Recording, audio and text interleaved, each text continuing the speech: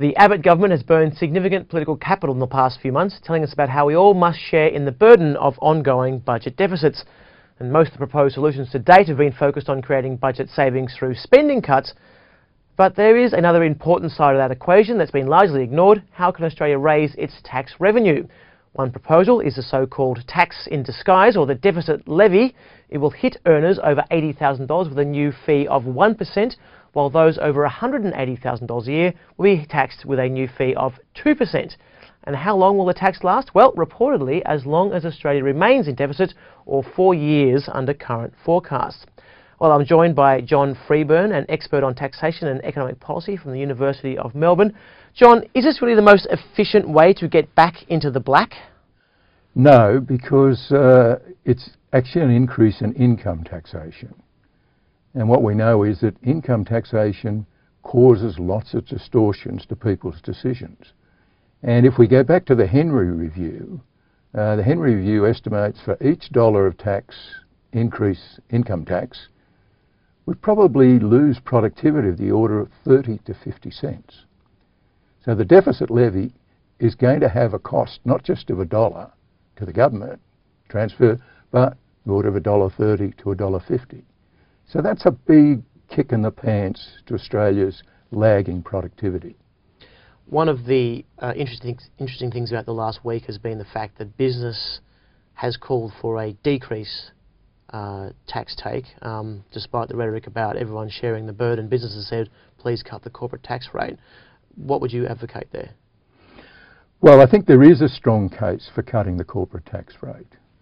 And again, that goes back to the analysis that's sitting in the Henry Review. You can think of Australia as producing most of its goods and services using labour and capital. So the response of labour to changes in tax rates is there, but it's not very big.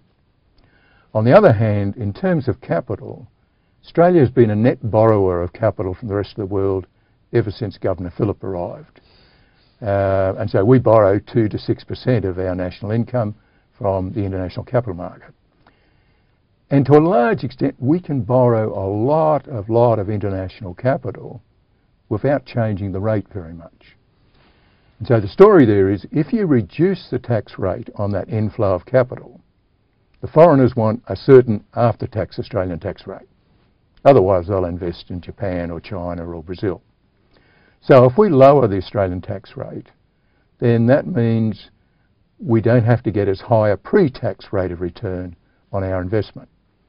So that means business can now bring on some projects that have a slightly lower internal rate of return. So the lower corporate tax rate means more business investment, pretty much the same supply of labour. So what we get down the track is better machines, better buildings, much better technology per worker. Worker productivity goes up. And if we wait 5 or 7 years, wages will actually go up. So we have this sort of interesting story that apparently cutting the corporate tax rate doesn't actually end up with shareholders. It actually ends up with employees as higher wages. What are some of the tax changes that you think need to happen to help us get to that point where we're paying that 4% deficit, in future years? Well, I think the highest priority is actually get rid of the state stamp duties and the state stamp duty, well, the conveyance duty on the transfer of property and the stamp duty of insurance. And if we go back to the Henry Review, the efficiency or distortion costs of those taxes is 60 cents plus. These are really, really bad taxes. You start with a job in the city, and then you get a new job, you get promoted, and it's out in the suburbs. You had a city house. Well, the smart thing would be to sell your house in the city and move out into the suburbs. Well, no, conveyance duty makes that too damned expensive. So you stop and you spend more and more time driving to your new job, add to road congestion, add to pollution. This is why we've got an economy that's not very productive. And that's why you'd want to get rid of those sorts of taxes. And the sort of obvious replacement, which is really like the 2000 ANTS, a new tax system proposal, is you would have a broader and higher rate goods and services tax, where it has a distortionary cost of the order of 10 cents per dollar of revenue, which is a mighty gain over 60 to 80 cents. But everyone argues that if we want to have a progressive society, therefore it makes more sense to have progressive taxes, because something like the GST overwhelmingly shifts the burden of the tax take onto poorer members of society. Isn't that the big problem with broadening the GST? That's correct. And so what you have to have is a package. And so if we go back to the ANTS package in 2000, what you'd do is you'd have a bigger revenue collecting GST, and whether that's done by broadening the base or you have a higher rate, that will push prices up across the board.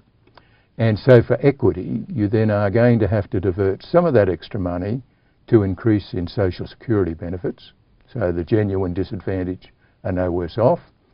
And you're going to fund reductions in income tax, which are going to be slightly bigger reductions at the bottom level than at the top. So the remaining income tax would be a slightly more progressive rate schedule, but it would take less revenue with the GST picking up the difference.